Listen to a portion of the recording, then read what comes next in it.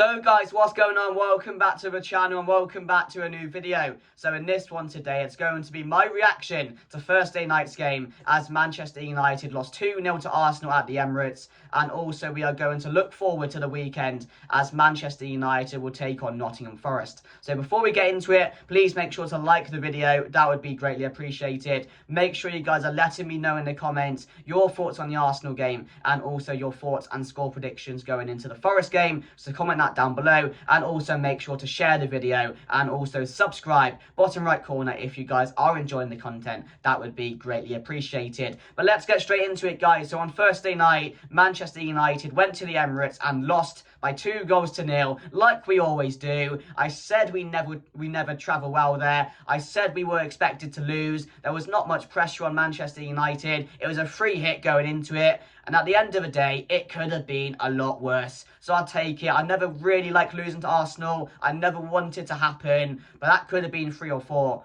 So 2-0, you take it at the end of the day. And you know, there was pressure on them to win. They were always going to win that game. So it's not much of a disappointment. But again, I thought Manchester United at times were really good in that game. And I said I wanted us to go there, be competitive, express ourselves a bit. Let me see how much we have improved over the last couple of games. And that's what I saw. We saw improvement again. You can tell these players are really getting to know the system. They're adapting really well. And we nullified Arsenal up until like the 50th minute when they scored. And of course it was a corner. Tony Pulis ball. Stoke City. They always do it. I was scared of it going into it. And I expected it to happen. 2 corners, 2-0. What can you say? Fair play. I don't know how they keep on doing it. It's like a glitch in the system. They just keep on finding a way to score from those corners. And I don't know why we were zonal marking. I have absolutely no idea. There was about 7 or 8 of them ganging up on the back post. Just go and mark them. Just go and mark them. Don't zonal mark. It's never going to work. So that was frustrating to see, and how easily we gave away those corners. It was sloppy, lapses of concentration, errors from us, which really led to our downfall. But in the first half, he really nullified them. Saka wasn't doing anything. I thought Malacia did well against him. Him and Mazraoui were doubling up, so he did really well on him. Odegaard wasn't really in the game. Havertz didn't really have anything.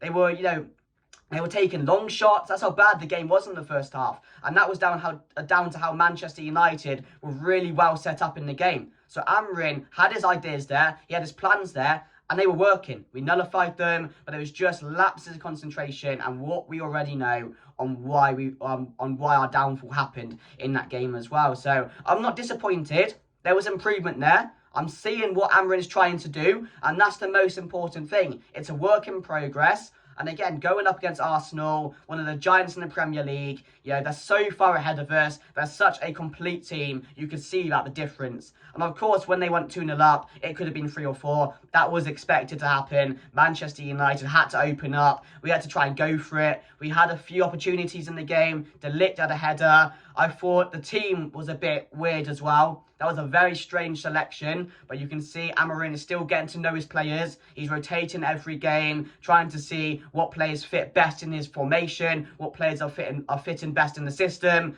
and that's what his plan is up until he really gets to see his best players in the team. So I understand it in a way, but then again, Ahmad should have definitely started. Rashford should have definitely started. So, there's question marks around the team, especially playing up against Arsenal. But again, we did well. We did well, so you can't really fault it. But yeah, you just expected Arsenal to really win that game. And I just knew the goals were going to come, especially when we were giving away so many set pieces. But our main standouts, Ugarte had another really fantastic game. And he's improving game by game as well. And as I mentioned a few weeks ago, he's going to be so important under Amorim. And again, his stats are just amazing in that game as well. Onana as well, another really good game, kept us in it, could have been 3 or 4 if it wasn't for him. Can't really do nothing about the corners. I just don't get how anyone can really, with Gabriel and Saliba and people like that in the box, Calafiori, Ben White when he's playing, so much height. It's just so frustrating to concede those corners, especially when you're seeing it going on every single week. You're thinking, all right, maybe we worked on that. Maybe we won't concede set pieces. But no, every team does it, and they still find a way. But yeah, I thought Garnacho again had another off game, and he's really inconsistent at the moment, and Is he lacking confidence? I'm not too sure. Is that the problem? I don't think it is. But again, he just looks like when he gets the ball, unlike Diallo, he's not looking to go forward at the moment, which again is a massive problem. And he's losing us the ball in possession, in key areas. See, I don't know what's going on. I didn't have him starting. But again, he's a player which has done so well for us this season, which I can't really say anything bad about him at the moment. So, yeah, he's not in my starting lineup right now. I say that. I think a lot of players are ahead of him. And I think we can definitely, he can still definitely have an impact on the team. But at the moment, I think he's better coming off the bench. I don't know if you guys agree with me. Let me know down below. But I think Garnacho is definitely best impacting the game rather than starting it. So let me know your thoughts down below. He had a bit of an off game. Højlund couldn't really do much against Gabriel and Saliba. He got locked up, to be fair. Mount had a decent game. But again, I've seen better from Mount as well. But you can see Amorim is really trying to use Mount this season to try and get the best out of him. So whether he'll play a key part in the system, I'm not too sure yet.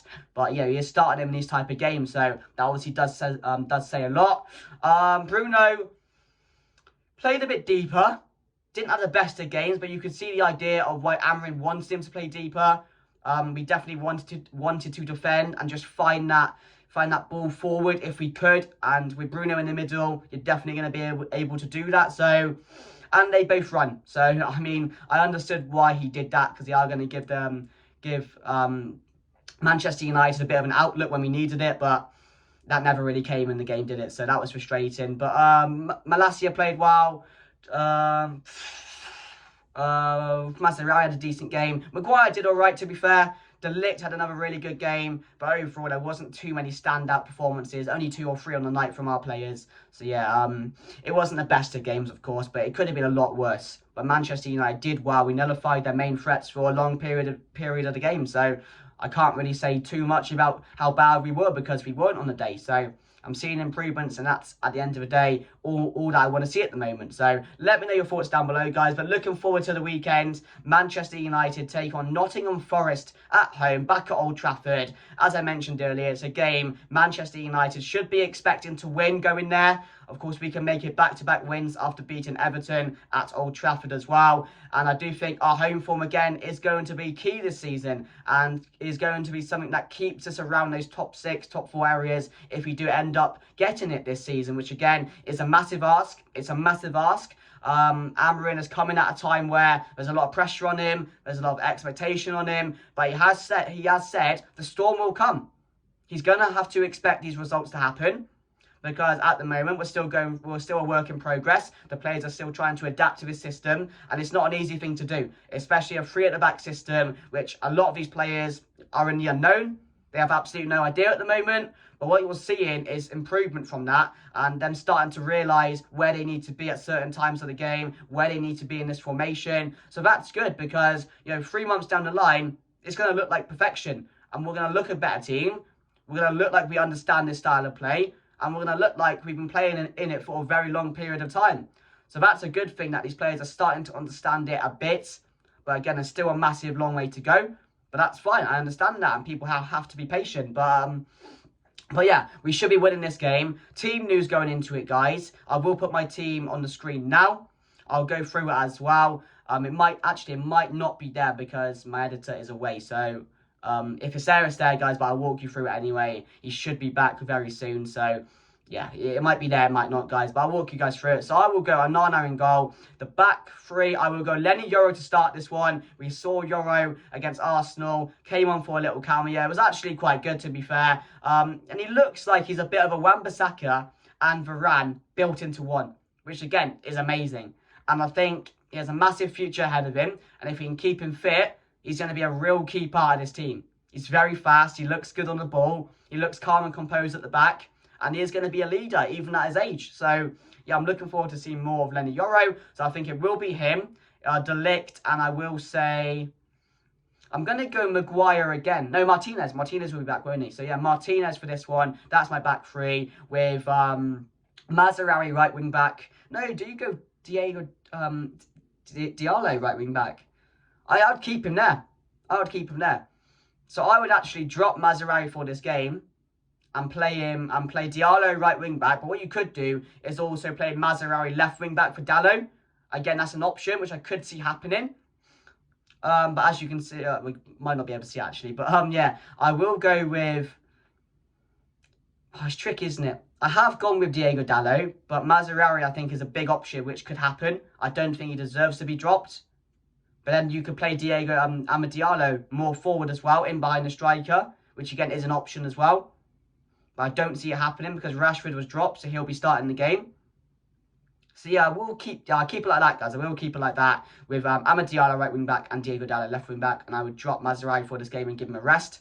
But I don't see any reason why he shouldn't be starting this game. But in the middle, I have gone Kobbie Mainoo and Ugarte. And further forward, I have gone Bruno Fernandes, Marcus Rashford, and Rasmus Højlund leading the line. Although Xerxes could start, it's another game where you'd think, oh, Xerxes, Nottingham Forest, home, maybe he could start. I'm not too sure because Højlund played against Arsenal. So maybe he should be rested again. And we do know that Amarin right now is rotating the team a lot. So maybe he's going to try and keep Xerxes in a bit of form while he's scoring. I don't know, but I have gone with Højlund, as I do think he will want to win this game, and it won't be an easy game, because Nottingham Forest are a good side. They're playing really well this season. They get a lot of good results. They're in a better position than this in the league, and they're a team which is on the up, really. They're finding a bit of a blip recently. They've had a draw and, of course, lost to City yesterday. But again, they're a team which aren't going to be afraid of us. Hudson-Odoi, Elanga, Chris Wood's in really good form. Jota as well, another player I really like in that team. So they have players which can hurt us, and they do concede goals as well. But Manchester United at home, considering what we saw against Everton, I want to see the exact same. I want to go there, express ourselves on the pitch, start on the front foot, and really take it to Forest. And if we do, I do think we can have a lot of success. So my final thoughts going into the game, I'm going to say Manchester United to win this one just 2-0. I'll go 2-0 for this one. I think it'll be difficult at times. We're going to have to defend well because they do have a lot of threats going forward.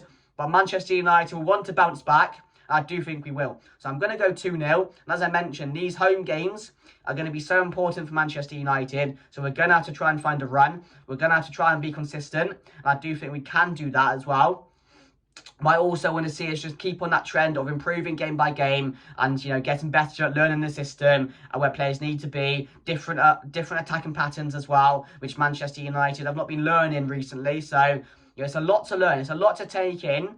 But again, the way we nullified Arsenal, the way we looked good until we collapsed in the second half, it was a lot of positives to take from a game which you wouldn't have expected positives to come out of. So, I'm confident going into the game against Forest. I do think we can win. I know we've got City after that, which again is going to be another difficult game. But let's get past this one first. Let's get 3 points and let's hopefully have another win. So make sure to like, comment and subscribe. Thank you for watching and I'll see you guys later. Goodbye.